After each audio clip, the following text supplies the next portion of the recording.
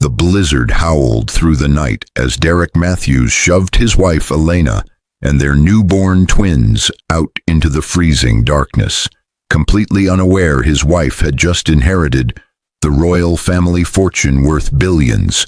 But Elena clutched her crying babies tighter as snow slashed her face, watching her husband slam the door on 8 years of marriage without a second glance.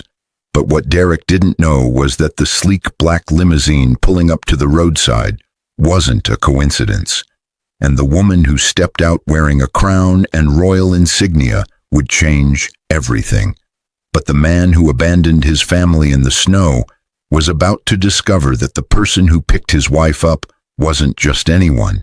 It was someone whose identity would terrify him to his core. But what Elena would do with her newfound power and fortune would crush Derek in ways he never imagined possible. But who was this mysterious royal figure who arrived at the exact moment Elena needed saving? But what had Elena truly inherited, and why had it been kept secret from her all these years? But what would Derek do when he discovered the truth about the woman he left freezing in the snow with their children? The wind cut through the thin fabric of Elena's coat like 1,000 frozen knives, but the cold wasn't what made her knees buckle on the ice-covered sidewalk. But it was the sound of the deadbolt sliding into place behind her, the final metallic punctuation mark on her marriage that made her entire body go numb. But she stood there in the swirling snow at 3 a.m, 2 bundled newborns pressed against her chest, watching the only home she'd known for 8 years go dark window by window. But Derek Matthews wasn't the man she'd married anymore. But somewhere between the third mortgage payment they couldn't make and the hospital bills from the twins' complicated delivery, he'd transformed into someone unrecognizable. But the man who'd once promised to love her through poverty and wealth had just proven those vows meant nothing when tested by actual hardship. But Elena had seen it coming for months. The way he'd started working late, the mysterious phone calls, the smell of expensive perfume that wasn't hers clinging to his shirts. But what she hadn't seen coming was this moment. But the betrayal wasn't just in the abandonment, it was in the timing. But their daughters, Lily and Rose, were only 6 days old, still so fragile that every breath seemed like a miracle. But Derek had looked at them that evening with something worse than hatred, with complete indifference. "But I can't do this anymore," he'd said, his voice flat and emotionless as he'd packed his belongings. "But you wanted these kids, not me, but figure it out yourself." But Elena had pleaded, had reminded him of everything they'd built together, but she'd shown him the hospital bills, the eviction notice, the empty refrigerator. But she'd asked for just one more week, just enough time to find her footing. But Derek had responded by throwing her coat at her, along with the diaper bag, and physically pushing her toward the door. "But get out," he'd said. "But this is my apartment now, but my name's on the lease." But technically, he was right. But Elena had made the mistake of trusting him completely, of putting his name on everything when they'd moved in together years ago. But she'd been so in love, so certain their bond was unbreakable. But now she understood that paperwork mattered more than promises, and she had nothing. No legal claim to the home, no money, no family to turn to. But her parents had died in a car accident when she was 19. But she'd been an only child, orphaned and alone, working 3 jobs to put herself through community college when she'd met Derek. But he'd seemed like her salvation then, stable, employed, interested in building a future. But she'd dropped out of school to support his career ambitions, had worked as a waitress and house cleaner to pay for his certifications and training. But once he'd landed his job at the tech company, he'd convinced her to quit working and focus on their future family. But that future was supposed to include him. But instead, she was alone with 2 infants in a blizzard, watching her breath crystallize in the air. But Lily started crying first, a thin wail that pierced through the wind. But Rose joined in seconds later, and Elena felt panic rising in her throat. But she had $23 in her wallet, a phone with 5% battery, and no one to call. But the homeless shelter she'd researched online during one of Derek's working late nights was 7 miles away. But in this weather with 2 newborns, it might as well have been 700. But Elena started walking anyway, because staying still meant freezing to death. But each step was agony, her body still healing from the cesarean section, the stitches pulling with every movement. But the twins were getting heavier by the minute, or maybe her arms were just getting weaker. But she'd made it 2 blocks when she had to stop, pressing herself against a closed storefront to catch her breath. But the babies were screaming now, their cries barely audible over the roaring wind. But Elena's tears froze on her cheeks as she realized she might not make it.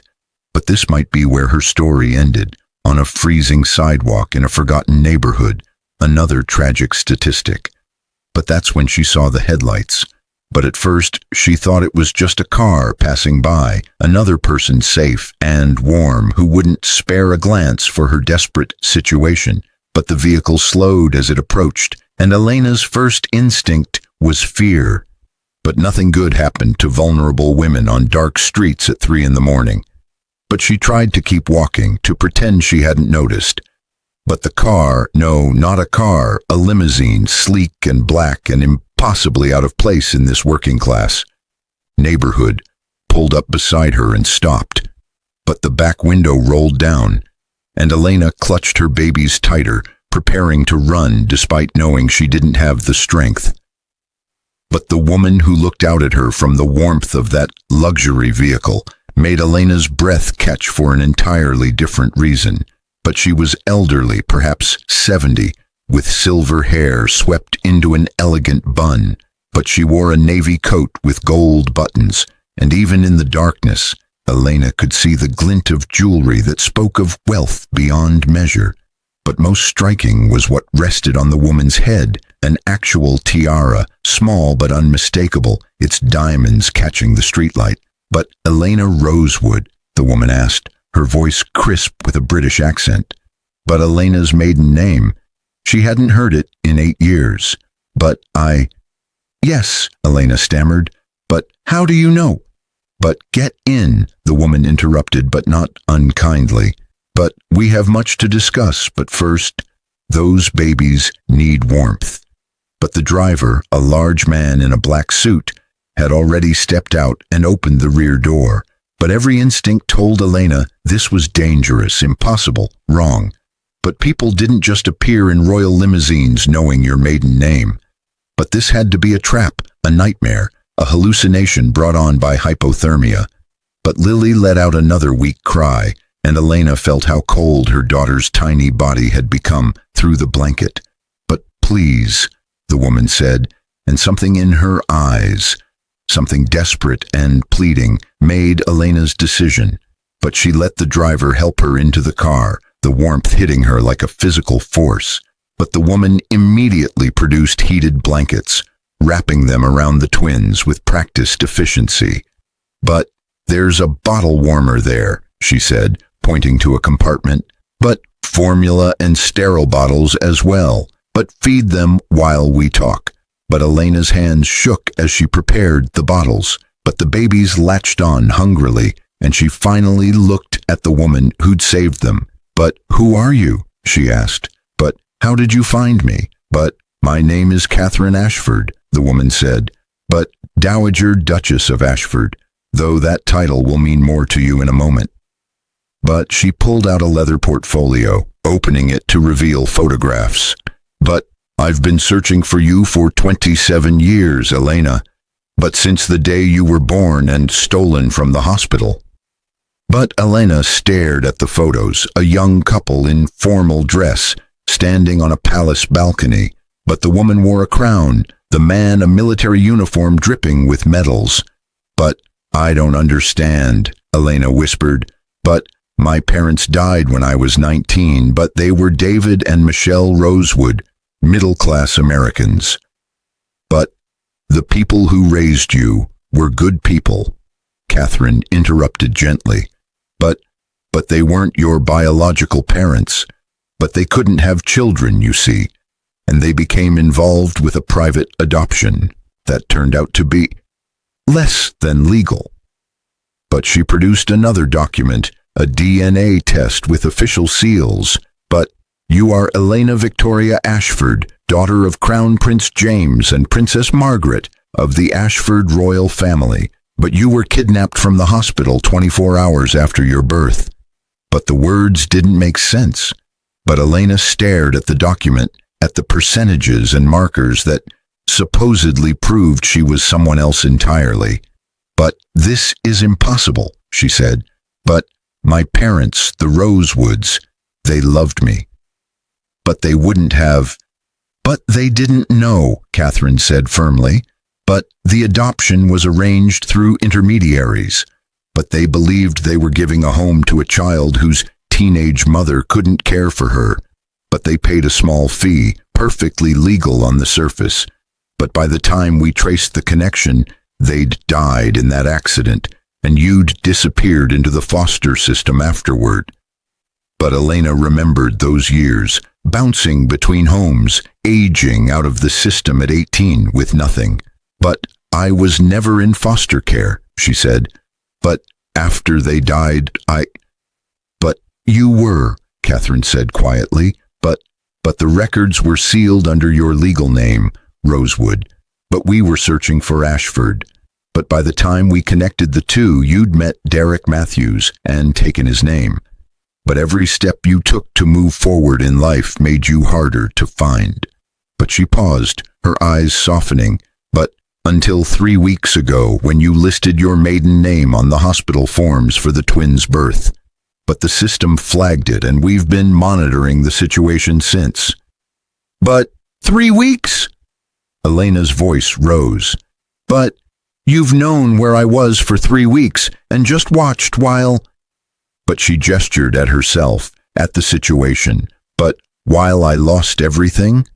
But we had to be certain, Catherine said. And we had to wait for the right moment. But you were married, Elena. But if we'd revealed everything while you were still with Derek Matthews, he would have had legal claims to your inheritance. But community property laws in this state are quite clear. But the moment he forced you out, the moment he abandoned you... But she paused, and something fierce flashed in her eyes. But that moment he forfeited any right to what you're about to inherit. But Elena felt dizzy, and not just from exhaustion, but inherit. But what are you talking about? But Catherine pulled out another document, this one thick and bound in leather. But your father, Prince James, died 15 years ago, but your mother, Princess Margaret, passed away last year. But they never stopped looking for you, but they never gave up hope. But she opened the document to the first page. But the Ashford royal family has a net worth of approximately $8 billion, but properties in 7 countries, holdings in dozens of major corporations, art collections, jewels accumulated over centuries. But your mother's will was very specific. Everything goes to you, her only child. But we had to find you first. But we had to prove who you were. But $8 billion. But Elena couldn't even conceptualize that amount of money. But this morning, or was it yesterday, she'd been counting coins to buy diapers. But I can't. But she looked down at her daughters, now sleeping peacefully in the warm car. But this has to be a mistake, but people like me don't suddenly become princesses. But people like you? Catherine raised an eyebrow. But you mean people who've survived orphanhood, poverty, and abusive marriage, and somehow found the strength to keep fighting for their children? But she leaned forward. But you've been a princess all along, Elena, but you just didn't know it. But now it's time to claim what's yours. But the car had been moving while they talked, and Elena realized they were leaving the city. But where are we going? She asked. But I need to. I should. But she didn't even know what she needed to do. But report Derek's abandonment. But find a shelter. But her old life had ended the moment she stepped into this car. But her new one hadn't quite begun. But there's an Ashford property an hour north, Catherine explained. But a private estate, very secure. But you and the twins need rest, medical attention, safety. But tomorrow we'll begin the formal process of establishing your identity and transferring your inheritance. But tonight, you just need to be somewhere warm. But Elena nodded, too overwhelmed to protest. But she looked out the window as the city lights faded behind them, replaced by dark forests and empty highways. But everything felt surreal, like she'd stepped into someone else's life. But the twins were real, warm and solid in her arms. But that grounded her, reminded her this wasn't a dream. But Derek, she said suddenly, but what happens when he finds out? But about the money, about who I really am. But Catherine's expression hardened. But what happens to Derek Matthews is entirely up to you. But I should warn you, the moment this news breaks, and it will break, he'll come back. But he'll claim he made a mistake, that he loves you, that he wants his family back. But we both know what he'll really want. But Elena felt something cold settle in her chest, but it wasn't fear. But it was clarity. But he threw us out into a blizzard, she said quietly. But he looked at his 6-day-old daughters like they were trash to be disposed of. But whatever happens to him, he deserves it. But perhaps, Catherine said, but revenge is a dish best served cold, as they say. And darling, you've just inherited the ability to serve the coldest dish imaginable. But they drove in silence for a while, and Elena found herself thinking about the past 8 years, but every sacrifice she'd made for Derek, every dream she'd deferred. But she'd worked herself to exhaustion to put him through training programs. But she'd agreed to stop working when he'd gotten insecure about her earning more. But she'd isolated herself from the few friends she'd had because he'd been jealous of her time. But she'd even agreed to try for a baby when money was tight because he'd promised it would fix everything. But instead, the pregnancy had been complicated. But the twins had come early, requiring weeks in the NICU. But the bills had piled up despite insurance, and Derek had started staying out later and later. But Elena had been so focused on keeping her babies alive that she'd missed the signs of his affair. Or maybe she'd seen them and just couldn't process one more crisis. But either way, the moment the twins had come home, healthy but demanding, Derek had cracked. But did you know? Elena asked suddenly. But when you were watching us for 3 weeks, did you know he was going to leave? But Catherine sighed. But we suspected. But his behavior patterns suggested someone preparing to abandon a situation. But we couldn't intervene without revealing ourselves, and the timing wasn't right. But I'm sorry, Elena. But if there had been any indication he would put you in immediate danger. But you would have done what? Elena interrupted. But you couldn't have stopped him. But I had no legal recourse, no proof he was planning anything. But honestly, I should have seen it coming. But she looked down at the twins. But maybe I didn't want to see it. But maybe I wanted to believe the man I married was still in there somewhere. But he wasn't, Catherine said firmly. And you need to understand that, Elena. But the Derek Matthews who courted you was a performance. But the man who threw you out tonight was always there, just waiting for the mask to slip. But you didn't fail. But he did. But Elena wanted to believe that. But 8 years of conditioning made it hard. But Derek had spent their entire marriage subtly convincing her she was lucky he'd chosen her, that no one else would want an orphan with no family and no prospects. But he'd chipped away at her confidence so gradually she hadn't noticed until it was gone. But even tonight, Part of her brain insisted she must have done something wrong, must have failed him somehow. "But I need you to do something for me," Catherine said, pulling Elena from her thoughts. "But when we get to the estate, there will be staff. Housekeepers, nurses, security. But they will treat you like royalty because that's what you are. But I need you to accept it.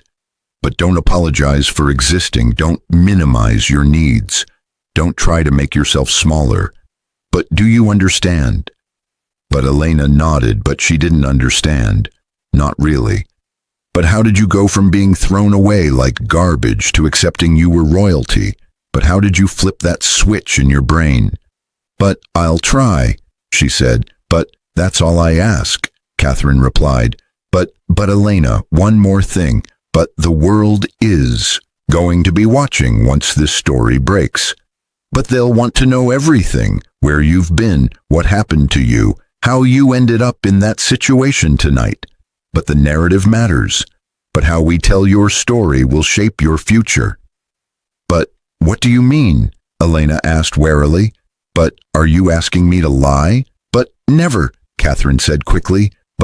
But there's a difference between telling the truth and being consumed by it. But Derek Matthews doesn't deserve to become famous as the man who abandoned a princess. But he doesn't deserve book deals or interviews or any spotlight at all. But if we're not careful, that's exactly what will happen. But so we need to be strategic about what we reveal and when." But Elena understood. But something bothered her. "But I don't want to hide," she said. "But I don't want to pretend the last 8 years didn't happen or that I haven't struggled. But other women are in situations like mine, worse even. But if my story can help them feel less alone—" And it will," Catherine interrupted. But on your terms, in your time, but not in some tabloid feeding frenzy while you're still recovering from trauma and major surgery. But right now, we protect you and the twins. But later, when you're strong, you can decide how much to share." But the estate appeared like something from a fairy tale, a massive stone mansion set back from the road, surrounded by walls and gates. But security guards waved them through, and Elena caught glimpses of manicured lawns beneath the snow. But the car pulled up to a side entrance, and before Elena could even reach for the door handle, staff had materialized. But a nurse reached for the twins with capable hands, but Elena instinctively pulled back. "But it's all right," Catherine said gently. "But they're just taking them inside where it's warm. But you'll be right behind them. But darling, you need help walking. But you're exhausted and injured." But Elena had been so focused on the babies she'd forgotten about her own body. But the moment she tried to stand, her legs buckled and the driver caught her. But pain shot through her abdomen where the surgical incision was still healing. But Catherine had been right. She needed help. But she let them support her into the house, following the nurse who carried her daughters. But the interior was overwhelming. Crystal chandeliers, marble floors, oil paintings in gilded frames. But everything spoke of wealth accumulated over generations. But the room they led her to was surprisingly intimate, a large bedroom with an attached nursery. But someone had already set up 2 bassinets, and the nurse was checking the twins over with professional efficiency. "But they're perfect," the nurse said, smiling at Elena. "But just cold and hungry, but we'll fix that. But Your Highness, you should rest. But Dr. Morrison is on his way to check your incision and ensure you're healing properly." "But Your Highness," but the title made Elena want to laugh or cry or both. "But I'm not," she started, but Catherine placed a hand on her arm. "But you are," she said firmly. "But get used to hearing it. But now let me show you the bathroom. But I suspect you'd like to clean up before the doctor arrives." But Elena looked down at herself for the first time since leaving her apartment. But her clothes were soaked through with snow, her hair a tangled mess. But she probably looked like exactly what she was, a desperate woman who'd nearly frozen to death. But the bathroom Catherine showed her was larger than the entire apartment she'd been evicted from. But a massive soaking tub, a glass shower that could fit 4 people, heated marble floors. "But there's clothing in the closet," Catherine said. "But I had them stocked with items in your size. But take your time, but we'll watch the babies."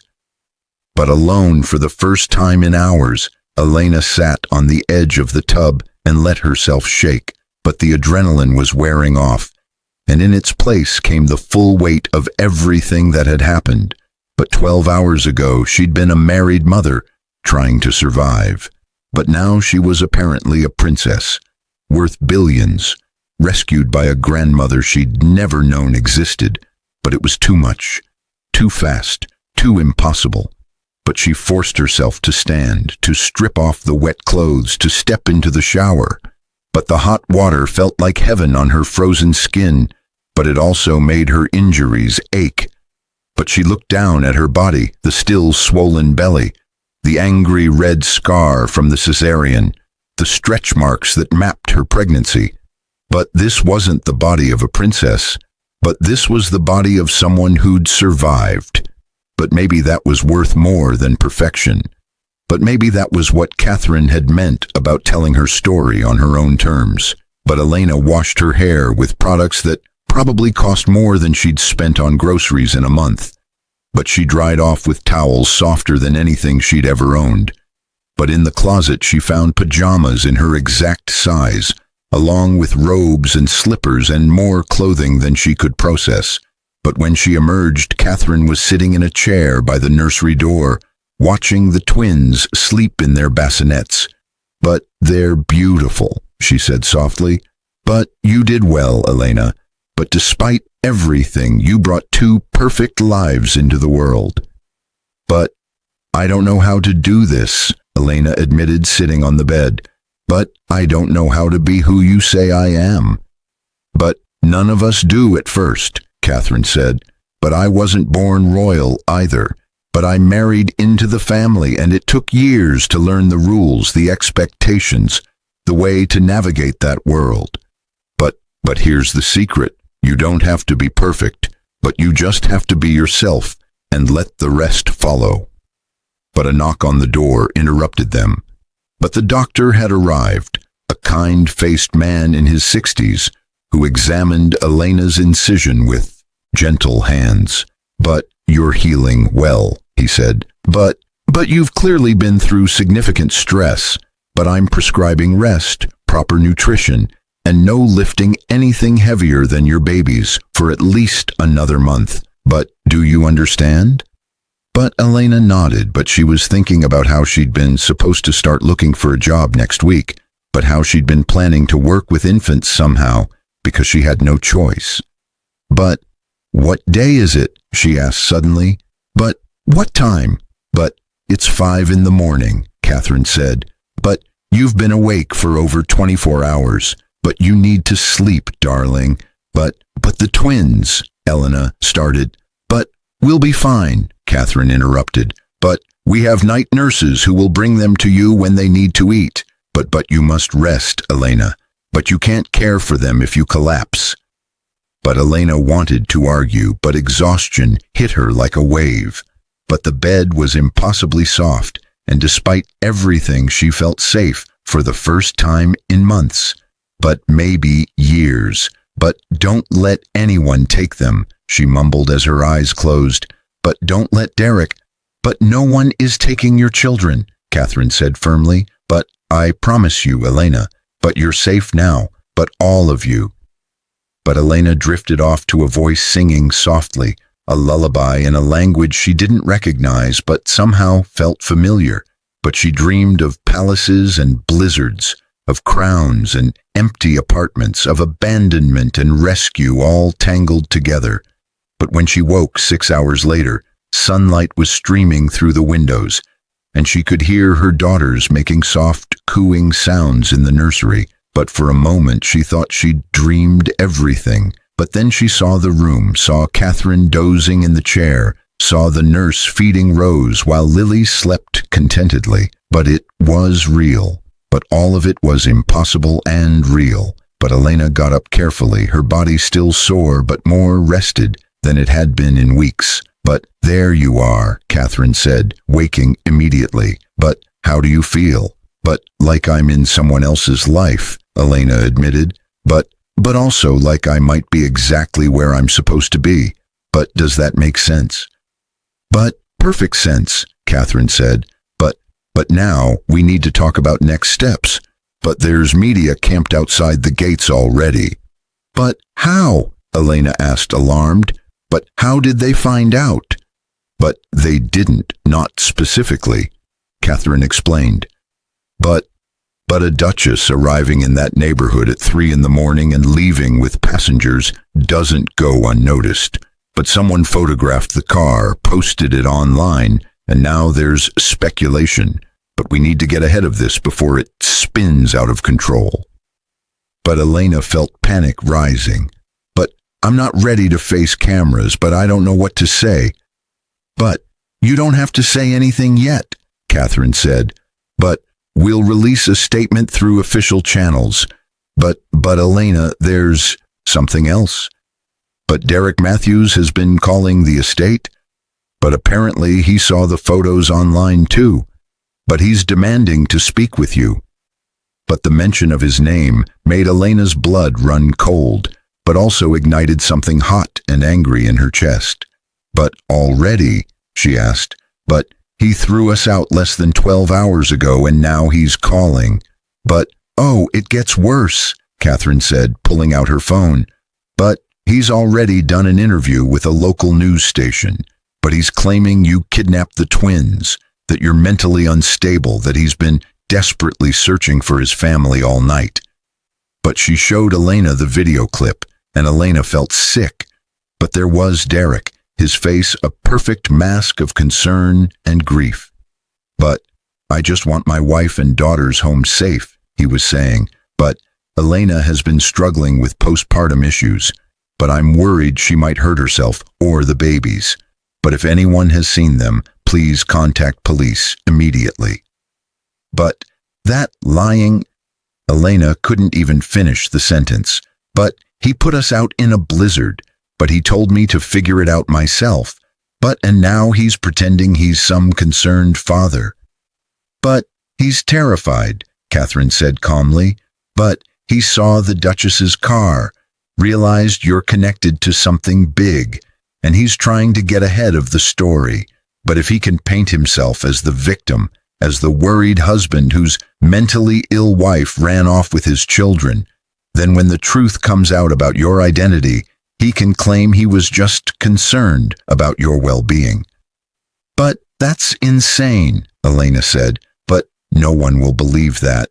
"But you'd be surprised what people believe when it's packaged correctly," Catherine said. But this is actually perfect. But this gives us the ammunition we need."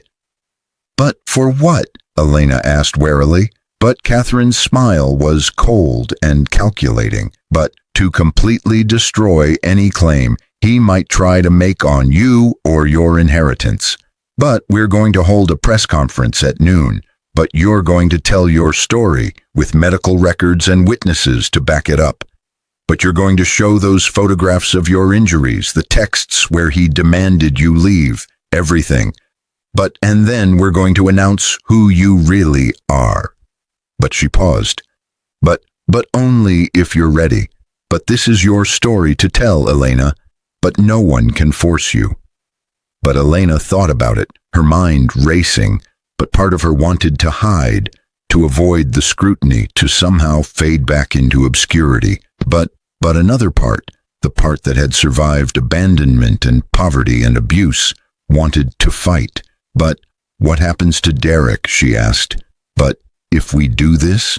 "But legally he's already committed abandonment," Catherine explained. "But with your testimony and evidence, you can secure full custody and ensure he has no parental rights. But as for financial claims, the inheritance is yours alone. It predates your marriage and comes from your biological family. But he has no legal right to any of it, but publicly. But he'll be exposed as a liar and an abuser. But his reputation will be destroyed, but no one will hire him, but his name will be synonymous with cruelty. But it was everything Elena had suffered redirected back at him. But was that justice or revenge? But will it help other women? She asked. But if I speak out, will it actually matter? But yes, Catherine said without hesitation. But because you're not just any woman now, but you're a princess who survived domestic abuse and abandonment. But you have a platform that few people in your situation ever get. But your story will reach millions and other women will see themselves in it. But they'll know they're not alone. But they'll know that abuse can happen to anyone regardless of who they are or what they're worth. But that decided it for Elena. But if her pain could prevent even one woman from suffering silently, it was worth facing the cameras. But, okay, she said, but I'll do it. But on one condition. My daughters are nowhere near any of this, but they don't get photographed, named, or turned into a spectacle. But absolutely, Catherine agreed. But they'll be here, safe and secure, while you face the world. But now we have several hours to prepare. But there are attorneys who need to brief you, publicists who need to coordinate the message, and you need to practice speaking to cameras without breaking down. But the next few hours were a whirlwind. But attorneys explained the legal protections they'd already put in place. But publicists coached her on how to speak clearly and calmly, even when discussing trauma. But Catherine brought in clothing, not the casual pajamas she'd worn to bed, but a simple, elegant dress in navy blue. But you're not trying to look like you've always been royal, she explained, but you're showing people who you were yesterday and who you are today, but authentic, but dignified.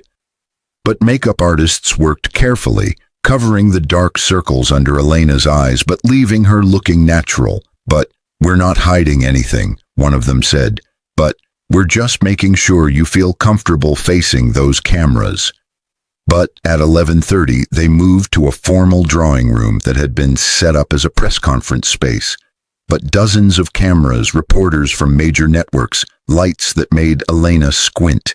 But her heart was racing, and for a moment, she thought she might pass out.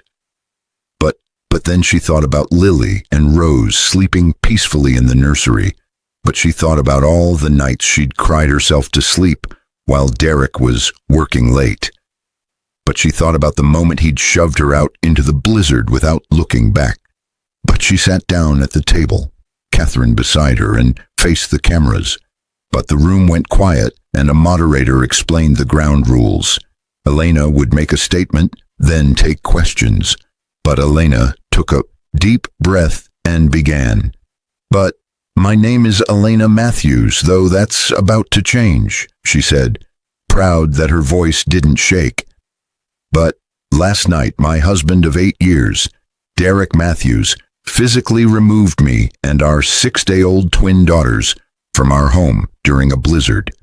But he did this despite knowing I had no money, no family, and was still recovering from major surgery. But he did this after months of emotional abuse and infidelity. But he did this because he decided our children were an inconvenience he didn't want to deal with. But she paused, letting that sink in. But what Derek didn't know, what I didn't know until last night, was that I am actually Elena Victoria Ashford, daughter of Crown Prince James and Princess Margaret of the Ashford royal family. But I was kidnapped as an infant and adopted by a couple who had no idea of my true identity.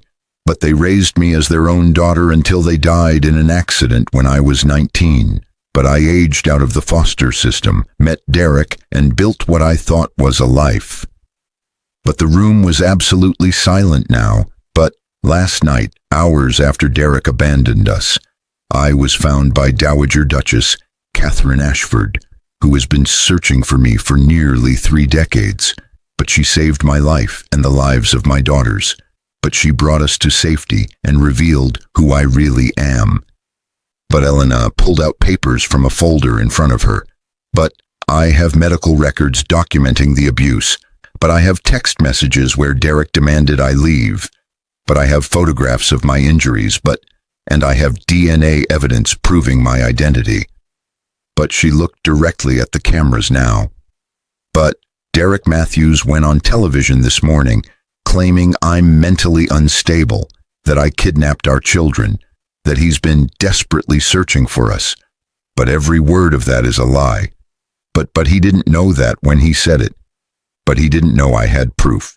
But he didn't know I had protection. And he certainly didn't know that the woman he threw away like garbage was actually worth more than he could ever dream of. But Elena paused again, choosing her next words carefully. But I'm sharing this story not for revenge, though I won't pretend I'm not angry. But I'm sharing it because domestic abuse happens to women from all backgrounds. But rich, poor, educated, uneducated, famous, unknown, it doesn't discriminate. And often the world doesn't believe us. But often people wonder what we did to deserve it, why we didn't just leave, why we stayed as long as we did. But I'm here to say that I stayed because I loved who I thought he was. But I stayed because I'd been orphaned, and he represented the family I'd always wanted. But I stayed because I'd been conditioned to believe I was lucky anyone wanted me at all. But the moment he put my children at risk, I found the strength to survive without him. And I want other women in similar situations to know, you are stronger than you think, but you deserve better. And someday, somehow, there will be people who see your worth even if your abuser doesn't. But she took a breath. But as for Derek Matthews, he will face legal consequences for his actions, but more importantly, he will face the consequence of being known for exactly who he is. But no amount of money or power changes what he did. But both those things will ensure he can't do it to anyone else. But the questions came rapid fire after that. But how long had she known about her royal identity? But hours. What would happen to her inheritance? But it was legally protected. Did she plan to move to England and claim her title? But still deciding. What did she want people to know about domestic abuse? But that it's not the victim's fault, ever. But one reporter asked the question Elena had been dreading. But Mrs. Matthews, or Your Highness, how do you feel about your husband right now? But do you hate him? But Elena considered carefully. But I feel sorry for him, she said finally. But because he had a real chance at a real family, and he threw it away for reasons I'll never understand.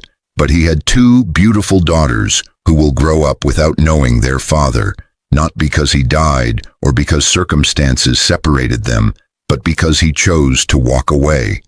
But he will live with that choice forever. And when they're old enough to ask questions, they'll find news footage and articles and they'll know exactly what kind of man he is. So no, I don't hate him. But I also don't forgive him. But some actions are simply unforgivable. But the press conference lasted another hour, with more questions, more details, more documentation presented.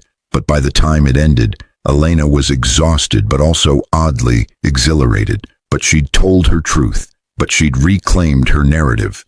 But Derek couldn't touch her now, but back in the estate she fed her daughters and watched the news coverage. But every major network was running the story. But Princess found after 27 years reveals abuse. But royal heir abandoned in blizzard by husband. But modern Cinderella story takes dark turn. But the coverage was overwhelmingly sympathetic, and already social media was turning Derek into a pariah. But his company had put him on immediate leave pending investigation. But his girlfriend, because of course there was a girlfriend, had already given an interview claiming she'd had no idea he was married with children.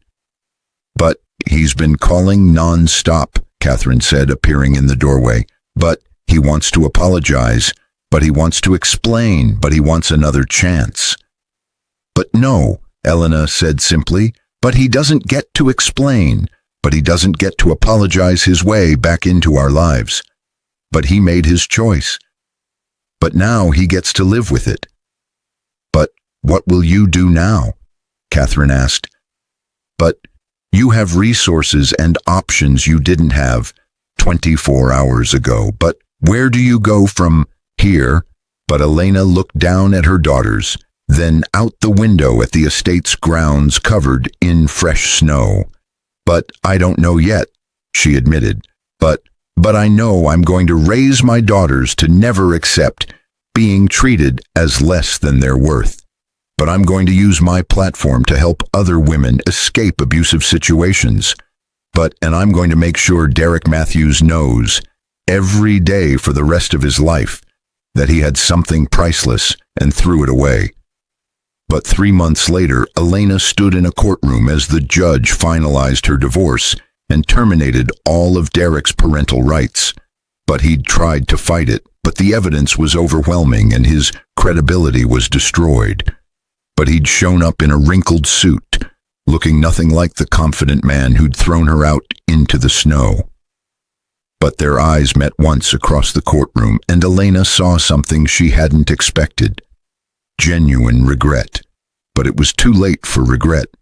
But the judge's gavel came down, and Elena was free. But more than that, she was protected. But restraining orders were in place. But financial support was secured through her own inheritance, not his non-existent income. But her daughters would grow up knowing their worth, knowing their history, knowing they came from strength. But outside the courthouse, reporters waited, but Elena had learned how to handle them. But today represents the end of one chapter and the beginning of another, she said. But I hope my story reminds people that your circumstances don't define your worth. But 6 months ago, I was literally thrown away. But today, I'm a mother, a princess, and a survivor.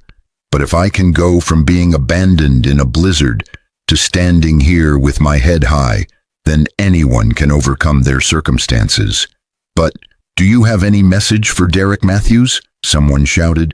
But Elena smiled, but it wasn't a kind smile. But I hope he finds whatever he's looking for in life, she said. But I hope he never forgets what he had and what he lost. But I hope that every success his daughters achieve, every milestone they reach, every moment of joy they experience, he knows he chose not to be part of it. But that's not revenge, but that's just consequences. But that night, in the nursery of her new home, a property she'd purchased herself, in her own name, with her own money, Elena rocked her daughters to sleep. But they were bigger now, more alert, starting to smile and recognize her face. But they would never know their father.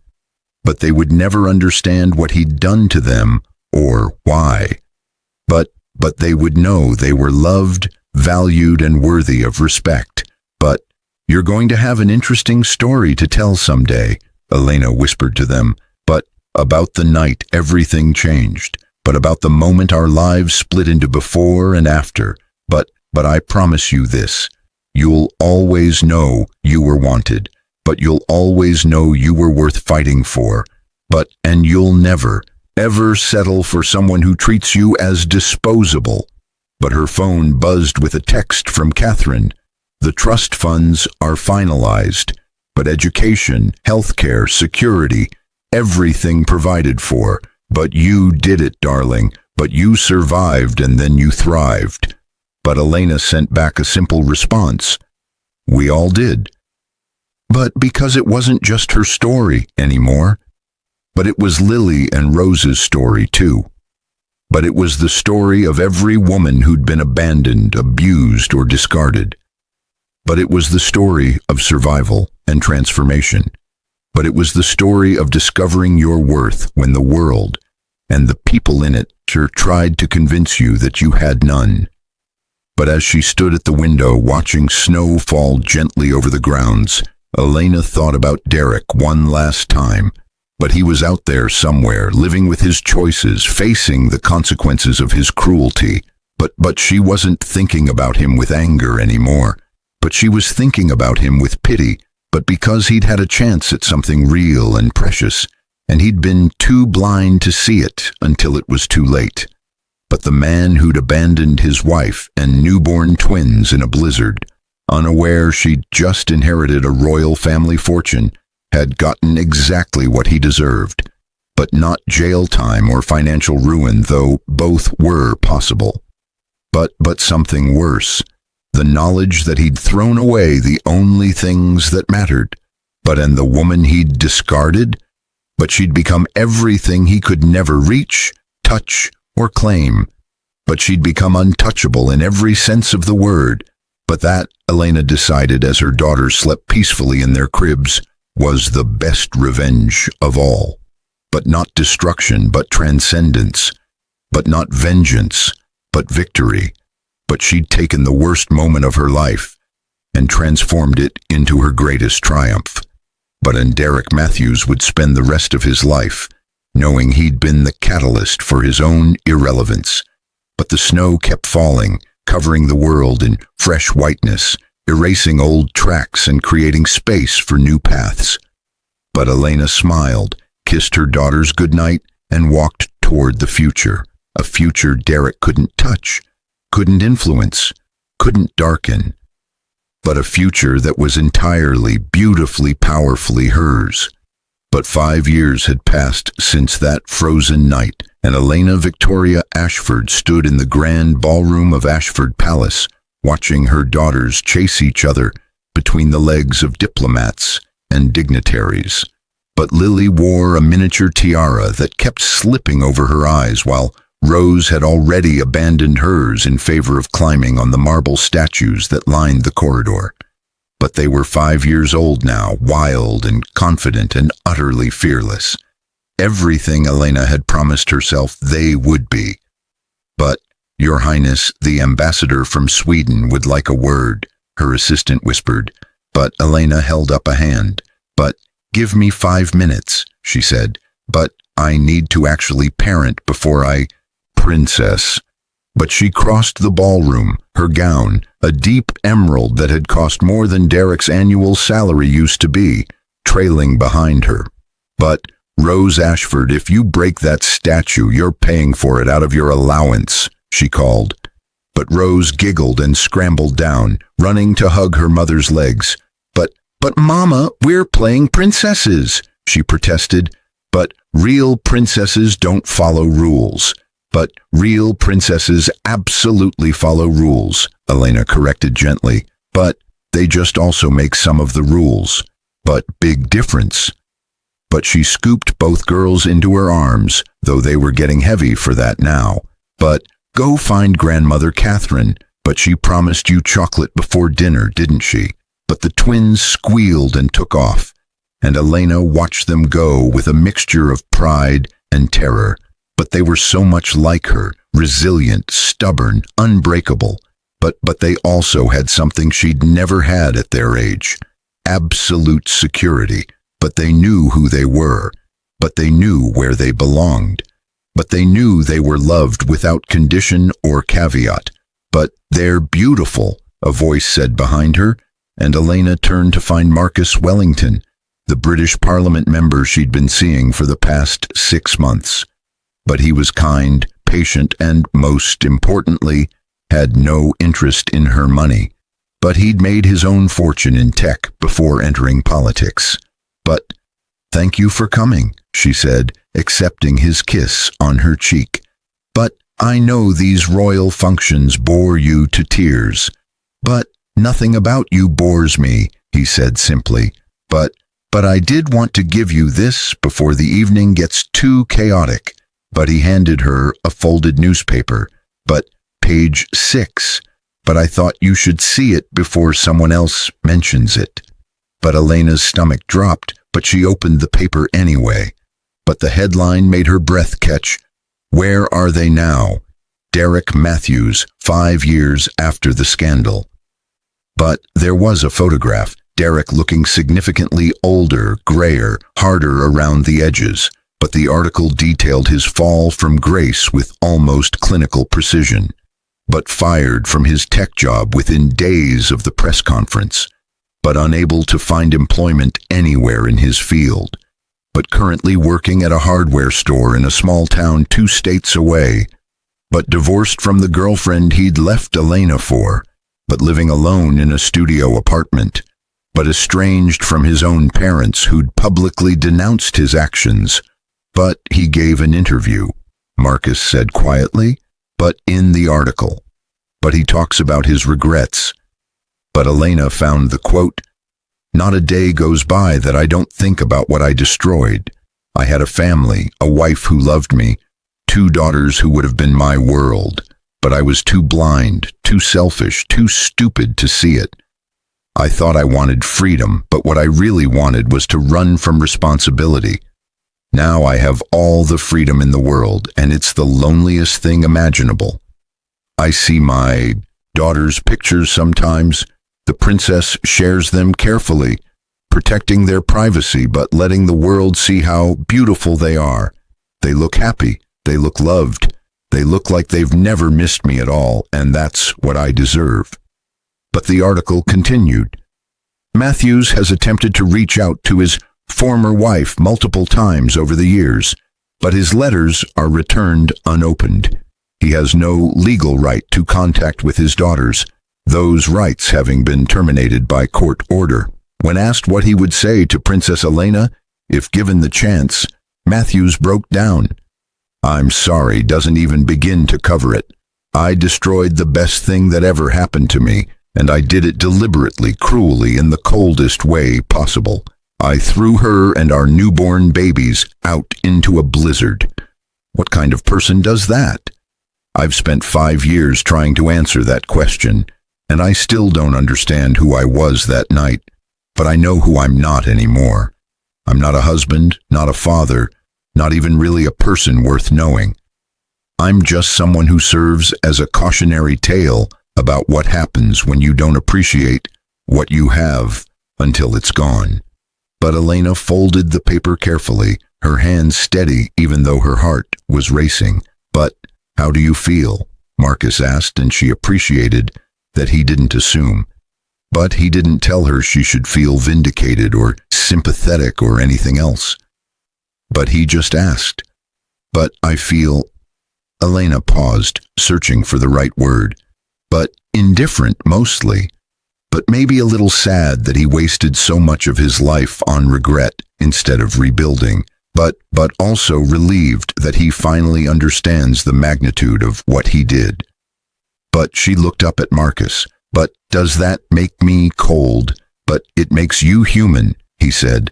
"But he traumatized you, Elena. But you don't owe him forgiveness or sympathy. But I know you. You're probably wondering if you should reach out." But Elena laughed softly. "But you do know me. But no, I'm not going to reach out. But that chapter is closed. But he made his choices, and I've made mine. But my daughters don't need a father who abandoned them, suddenly appearing in their lives with apologies and explanations.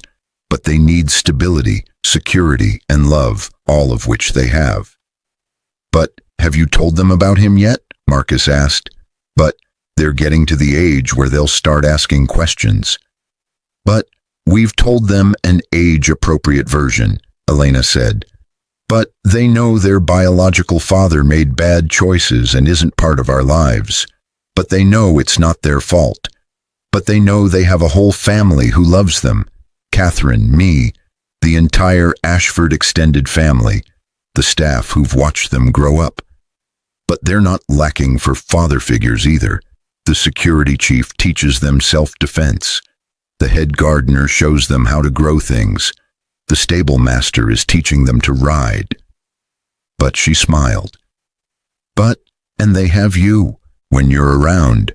But I've seen how they light up when you visit." But Marcus looked uncomfortable, but pleased. "But I'm not trying to replace." "But I know," Elena interrupted gently. And that's exactly why you're good for them. but you're not trying to be anything except yourself. But you're patient with their questions. You treat them like people instead of obligations, and you make me happy. But they see that, and it matters." "But where is this going?" Marcus asked suddenly. "But between us, I mean. But I know we've been taking it slow, being careful because of the girls and the media attention. But Elena, I'm in love with you, but I have been for months. And I need to know if you feel the same or if I'm just a comfortable presence while you heal." But Elena's heart was pounding now for an entirely different reason. But she'd sworn after Derek that she'd never let anyone have power over her heart again. But somehow, carefully and slowly, Marcus had found his way past her defenses. "But I'm terrified," she admitted. "But the last time I loved someone, he destroyed me. But he made me doubt my worth, my judgment, my right to exist. And even though I've rebuilt myself, even though I'm stronger now, there's still a part of me that's afraid." "But of what?" Marcus asked gently. "But of being wrong again," Elena said. "But of choosing someone who'll hurt me or hurt my daughters. But of letting someone in only to discover they were just interested in the title or the money or the access to power." "But I can't promise I'll never hurt you," Marcus said honestly. "But people hurt each other sometimes, even when they love each other. But I can promise I'll never abandon you. But I can promise I'll never make you feel small or worthless or disposable. And I can promise that every single day I'll show up and choose you and those girls, even when it's hard, even when it's inconvenient, even when the world is watching." But Elena felt tears stinging her eyes, but she didn't let them fall. "But that's all I needed to hear," she said. Because yes, Marcus, but I love you too. But I've been too afraid to say it, too afraid to admit that I was ready to try again. But I am. But with you, I am." But he kissed her then, gentle and sure, and somewhere across the ballroom Catherine caught her eye and smiled knowingly. But the old Duchess had been trying to set them up for months, insisting Elena deserved happiness beyond just success and revenge. But apparently grandmothers always knew best. But the evening continued with speeches and dances and diplomatic conversations that meant nothing and everything. But as midnight approached, Elena found herself in the quieter wing of the palace, looking at the portrait that had been commissioned 2 years earlier. But it showed her with Lily and Rose as toddlers, all 3 of them wearing crowns, all 3 of them smiling. But the artist had captured something essential, not just their royal status, but their unbreakable bond. "But, Mama?" Rose's voice came from the doorway, sleepy and small. "But I couldn't sleep. But can I stay with you?" But Elena held out her arms, and both twins, because where one went, the other followed, padded over in their princess nightgowns. "But what's wrong, loves?" she asked. "But bad dreams." "But no," Lily said. But Rose wanted to ask you something, and she was too scared to ask alone." "But I'm not scared," Rose protested. But then she looked at Elena with those huge eyes that saw too much. "But, Mama, why don't we have a daddy? But everyone at school has daddies, but some have 2 mommies or 2 daddies or just 1 parent, but we have you and Grandmother Catherine and Uncle Marcus sometimes, but no actual daddy." But Elena had known this question was coming, but it still made her chest tight. But she led them to a velvet couch and settled both girls on her lap, even though they were really too big for that now.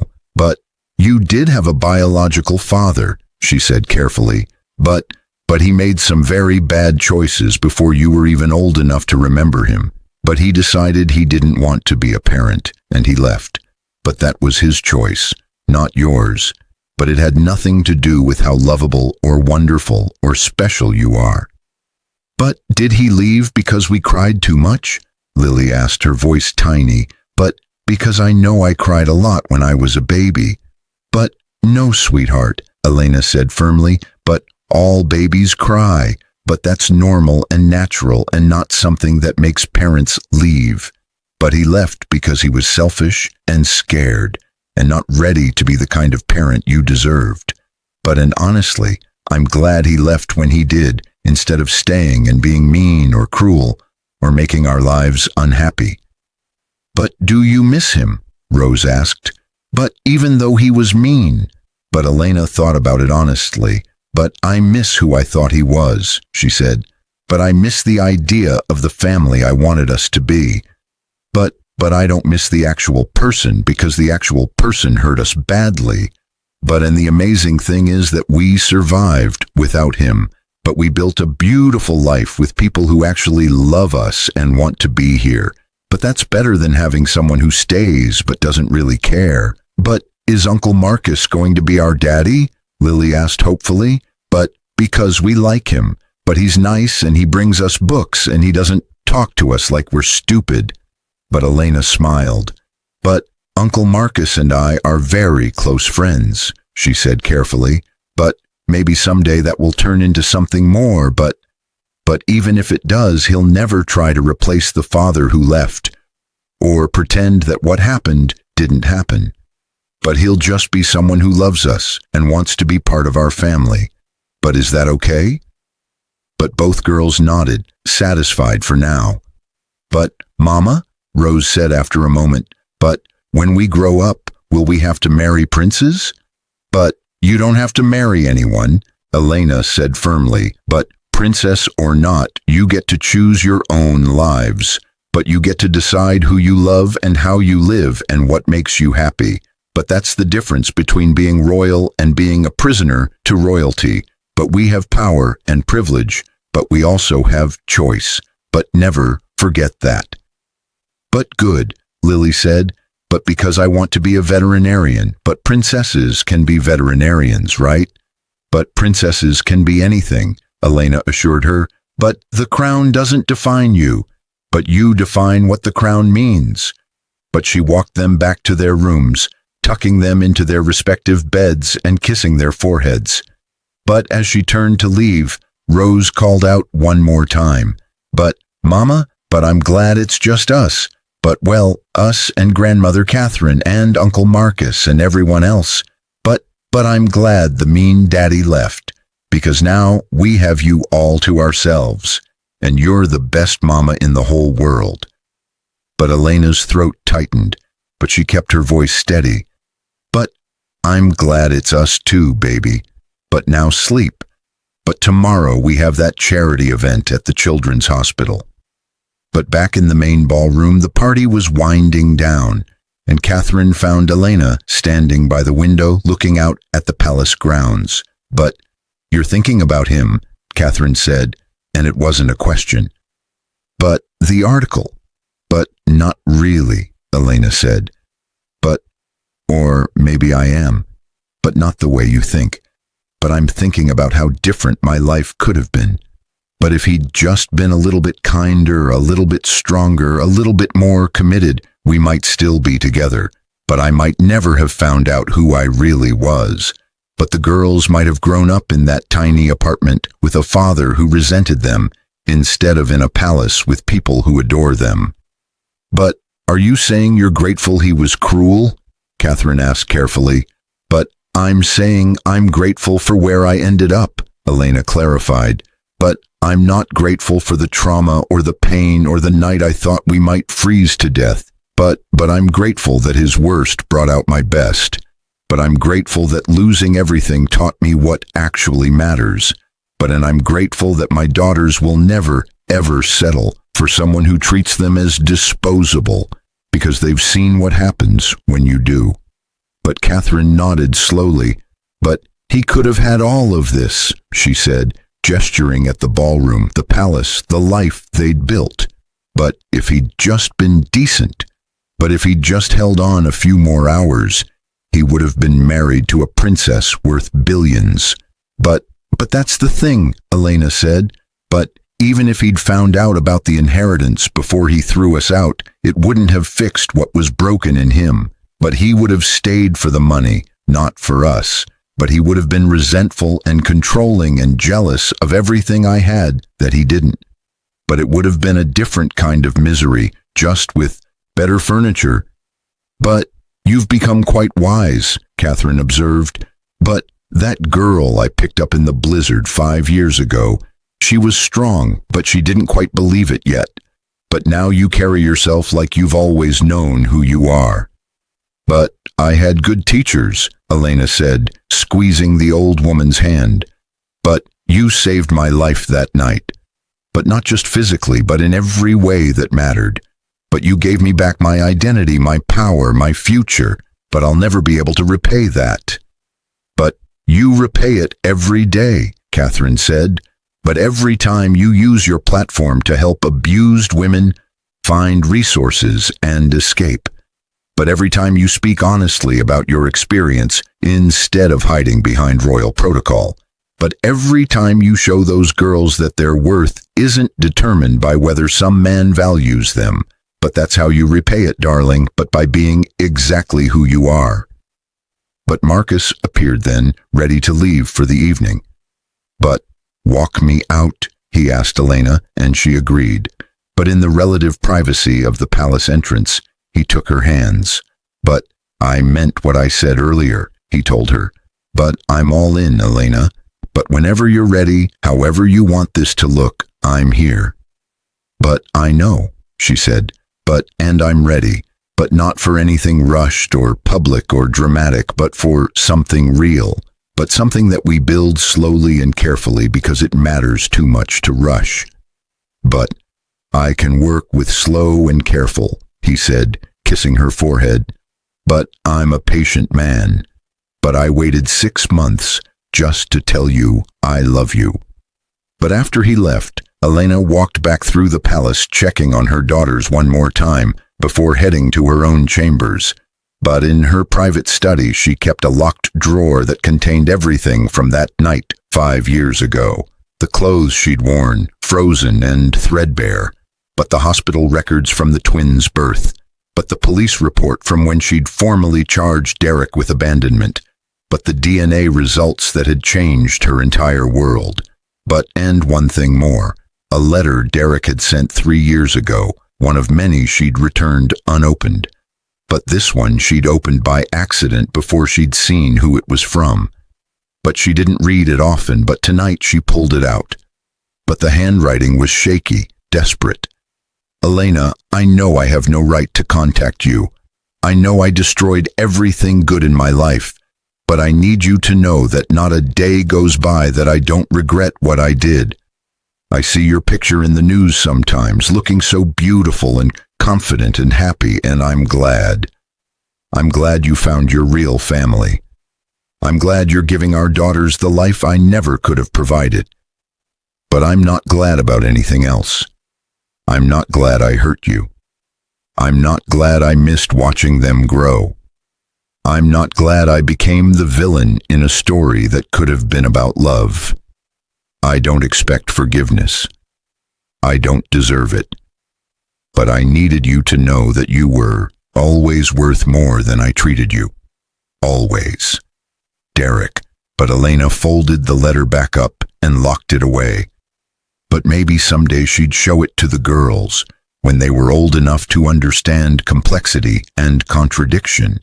That someone could be genuinely remorseful and still not deserve a place in your life. But that you could acknowledge someone's pain without taking responsibility for fixing it. But that closure didn't always come from reconciliation. Sometimes it came from simply moving forward. But her phone buzzed with a text from Marcus. Thank you for tonight, for trusting me with your heart. I won't break it.